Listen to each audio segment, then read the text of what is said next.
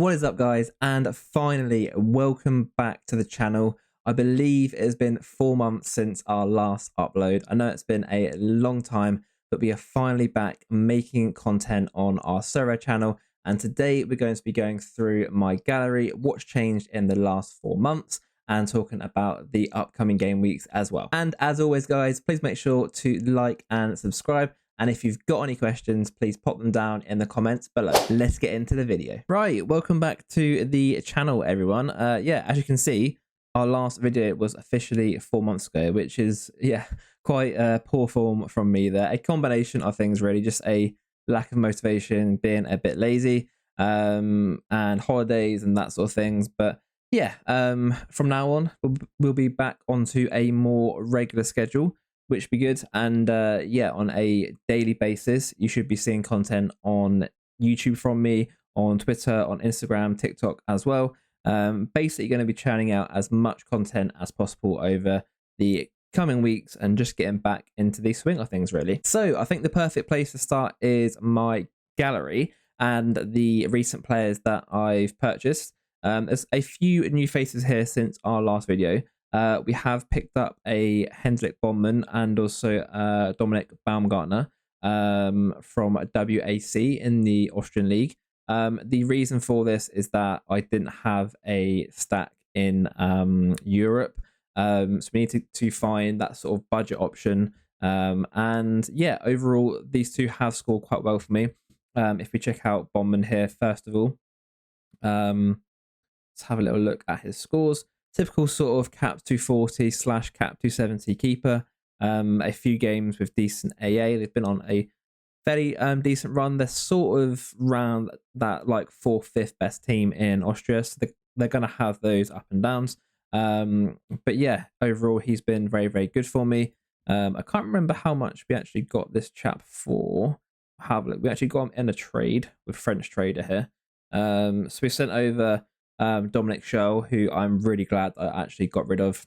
Lustenau have been really bad this season. I believe they've also sacked their manager, and I think they're bottom on like 3 points. So we got rid of Dominic Scholl, 2 players here, which I won as I think 2 tier 5s, and also some ETH as well. And that trade has sort of worked out fairly well for both parties there, fairly even in that.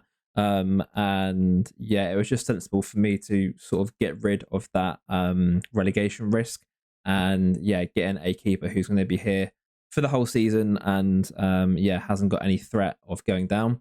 And yeah, like I was saying, we partnered him with Baumgartner, who overall is a really, really good scorer for his price as well. He's around that like 60 to 70 pound mark. I don't think there's many players that can get you these sort of scores, especially someone that's capable of hitting hundreds. And yeah, if you look at his scores here, lots of dark greens, lots of AA, and he's also someone that can get assists, clearances off the line, last man tackles, that sort of thing. So yeah, overall, very happy with those 2 purchases. And once again, I can't remember how much we actually got this guy for. Once again, a trade. We love a little deal. Oh, sorry, no trade, just a ETH offer here. £72, and he's around that sort of £81 mark currently. So yeah, really, really, really happy with that. Overall, a nice solid purchase. And keeping with the Austrian theme, we also have recently picked up a Guido Bergstaller, who's the striker for Rapid VM. He is someone who can score nice and high, gets lots of goals. The only issue with him that I've seen in the last couple of game weeks is big chances missed. He missed 4 against Hartberg, and I'm pretty sure he missed another 3 or 4 here against Altash or one of the other games. Yeah, sorry, this game here against LASK, he missed another 4. So he is prone to those big chances missed, but I'd rather have a striker getting into those sort of areas.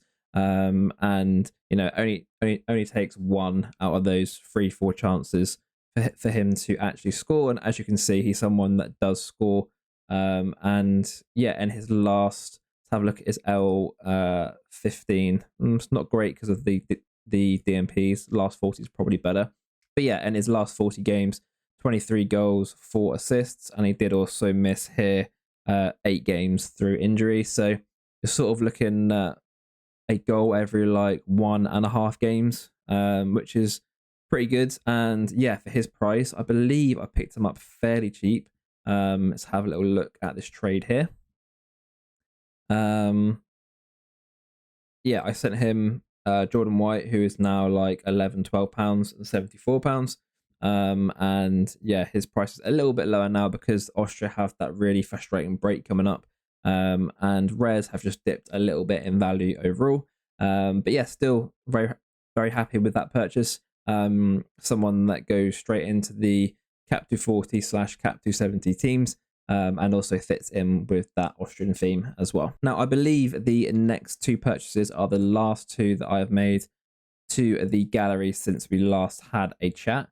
The first one is Joseph Pansel, who plays for Genk. One of those forwards that has the capability of hitting in those high 80s, 90s score, plays every game, plays one of the best teams as well. And for a forward, gets some really nice AA, 10.3 over the last year, which is very, very nice. And yeah, just someone that I've had my eye on for a little while, someone that I can use in better teams and also better lineups. So looking at more Cap 270 and All-Star rather than putting a player like this into like the Cap 240s. And yeah, someone that on his day can score nice and high. And then I can partner him with someone in the same league, which is Sven Kums from Ghent. He's a little bit old, 35 now. But yeah, he's really, really consistent, plays most games, lots of AA. Once again, one of the best teams in Belgium. And yeah, overall, just someone that is really consistent and sort of fits the gallery, really.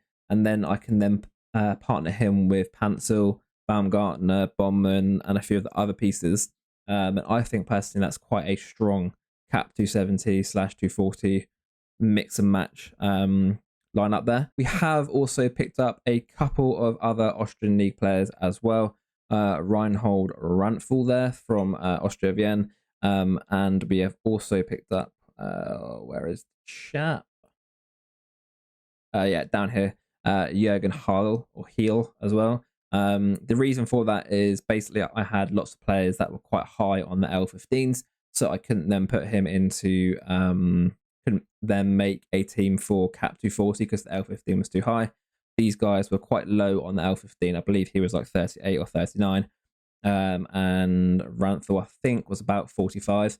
So two quite low L15 players, which just gave me a few more options for those Cap 240 modes. Now, the thing which everyone is obviously always asking me is about rewards. How much have you won? What cards have you won? Etc. So over the last few months, we've picked up some cards. Jake Cooper here for finishing 80th in Cap 240. Another tier 4 here in Manfred Fischer. Tier 5 here. Another tier 5. Tier 2 limited. A tier 3 limited. Another tier 5 rare. Another tier 3 limited, a tier 4 rare, and then a tier 5 limited is the most recent card. We have also won some ETH as well, both in Cap 240 rare and also Cap 240 limited. And one of the big things that I'm going to be working on moving forwards is changing these tier 5s and tier 4s into tier 3s and tier 2s, because that's what's going to have the biggest impact onto my gallery, is getting those better cards in. And those tier 5s and tier 4s are okay, but if you have a look at the actual price of those, you're only really getting somewhere between like £5 to like £25 for those cards. If I can then move up and start winning some better cards in that tier 3 and tier 2 category, we're looking at cards that are, in that £30 to £100 range. Okay, so what is the plan going forwards for me and the gallery?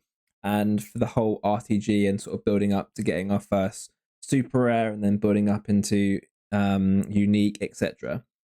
So for me, the plan as I see it now, obviously this can change, is to keep playing Cap 240 and Cap 270 rare with the players that I've got from Challenger and Champion Europe. I think we've got about 15 or so cards.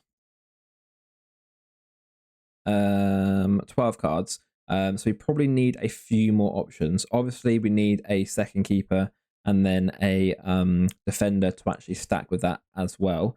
We may, for instance, stack the keeper with someone that we've already got, for instance, the flag and foot keeper, perhaps. But yeah, that would be the first step, is to actually play 240, play 270, hopefully win some more ETH, win some more cards, buy a new keeper for the rare modes. And then it will basically be using these cards till the MLS season starts. Hopefully in that time frame, we can then also purchase our first super rare, which will be a MLS super rare. And the good thing is with the MLS is that we do already have quite a few options. We've got 17 rares. A lot of these rares are your sort of like cap 240 / cap 270 rares. So I will need to purchase those big M players. But yeah, that will be the next step, is to then buy a super rare, which we'll then use in one of the competitions. Not sure which one yet. And then play the MLS through and then build for the next European season.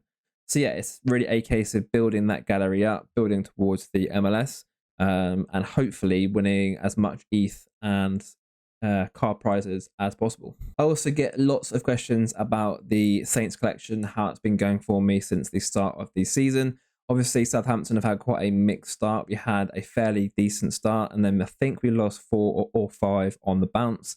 And then recently, I think we're unbeaten in 8. The only issue that I'm finding with this team is that we just don't keep clean sheets. And that's a big issue for our keeper and also for Walker Peters as well. It sort of caps how high they can score. And, you know, I'm entering these cards into cap 270 limited and also all-star limited. And if you don't keep a clean sheet, it's very hard to actually win something.